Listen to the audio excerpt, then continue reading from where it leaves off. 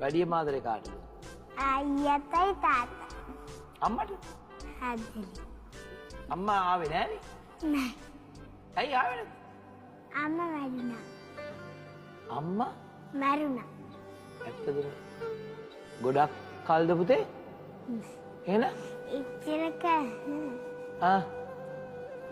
මොකද උනේ? heart attack. අනේ ඉතින් ඔයාලට අම්මව මිස්ද ගොඩක්?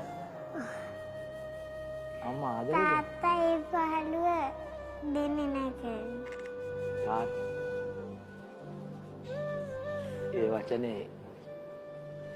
ඒ වචනේ අහන්න ලැබෙන එක හරි වාසනාවක් මල්ලි. තාත්තා ඒ පාළුව දෙන්නේ නැහැ. තාත්තා අම්මගේ තාත්තගේ දෙන්නගේ ආදරේ දෙනවා. දැන් තමයි මට තේරුනේ මේ තාත්තා ගේයස් කරනවා, අතු ගන්නවා, උයනවා කියපුවම මේ ඒ කියන්නේ තාත්තා කෙනෙකුට ලොකු බරක්. ඒ කියන්නේ අම්මගේ අඩුව පිරිමහන්න තාම චූටි දුවල පුතාලා නෙන්නේ නේ. කමක් නැද්ද මල්ලි ඇහුවට මම මොකද්ද බයිපාස් එක කර ඉන්නකොට 100 ගන්න බැරි වුණා. මෑතකද? මාස 3යි ඊට. එතකොට දැන් මෙයා මෙහි එක්ක කලින් ආපු පාර අම්මා හිටියද? ඒකට අම්මත් එක්ක තමයි ආවේ. අම්මත් එක්ක දාවේ? ඒ කියන්නේ අම්මා ආසාවෙන් හිටියද ඔයා පොඩි වැඩ වෙනවට? අනේ සමා වෙන්න ඕනේ මේ. ඒක හරීම ඒ කියන්නේ මේ වැඩසටහනේ මට අපිට වෙච්ච බොහොම දරුණුම සිද්ධියක් ඒක. ඒ කියන්නේ අම්මත් එක්ක ඔඩිෂන් එකට ඇවිල්ලා අද ප්‍රෝග්‍රෑම් එකට එද්දී අම්මා අහිමි වෙලා. අම්මගේ සතුටනේ. අම්මා මොනවාද ඔයා ප්‍රෝග්‍රෑම් එකට එනකොට අම්මා ආසාවෙන් හිටියේ?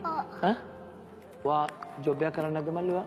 බිස්නස් කරන්නේ දැන් ඉතින් කොහොමත් එළියට යන්න බෑ. ඉතින් මේ දෙන්න වෙනුවෙන් සම්පූර්ණ කාලය යොමු කරලා තියෙන්නේ ඉතින්. මෙයාට කීයද වයස එතකොට? දැන් 6 මාරයි. පුතාට 12යි. 12යි. ඔයාගේ හයියට කවුරු හරි ඉන්නවද සපෝට් කරන්න? තාත්තා ඉන්නවා මගේ තනියට. හරි.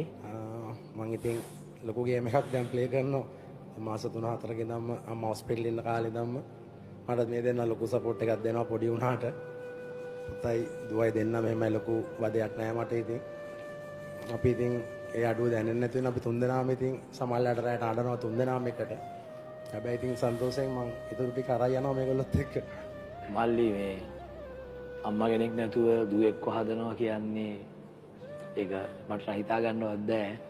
ජීවිතේ එහෙ අපි බලාපොරොත්තු නොවන දේවල් වෙනවා. අද මම මෙතන ඉන්නවා, හෙට මම මෙතන නොඉන්න පුළුවන් නේ. ඒ කියන්නේ ඒක මේ දරුවන්ට කියලා දෙන එක සහ ඒ අඩුව පිරිමහා ගන්න තරන උත්සාහයට අපි සැලුට් කරනවා.